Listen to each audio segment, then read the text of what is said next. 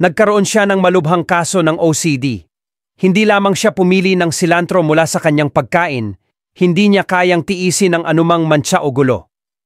Ang mga dekorasyon sa mesa ay kailangang maayos na nakaayos at kung may bahagyang gumalaw sa kanila, titig na titig siya sa mga ito. Hindi lang iyan, para malabanan ang mga plastik na basura, nangolekta siya ng mga plastik na bote kung saan-saan at diretsong itinambak ang isang malaking bundok na may mga plastik na bote. Agad itong naging isang tourist mecca.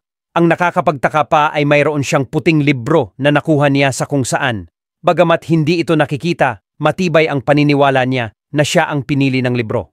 Araw-araw, pinag-aaralan at sinusuri niya ito.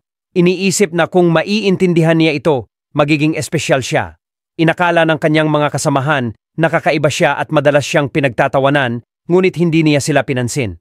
Upang maunawaan ang aklat, tinanong niya ang lahat sa paligid niya at kumuha pa ng part-time na mga klase sa isang instituto ng wikang banyaga na gustong lihim na matuto habang sinasamantala ang pagkakataon. Sa wakas, tinutulungan ng langit ang mga determinado. Nakatagpo ng batang babae ang isang lalaki na mayroon ding puting libro. Nang makita siyang hinahabol ng mga opisyal ng urban management, napagkamalan niyang akala niya ay isang environmental warrior.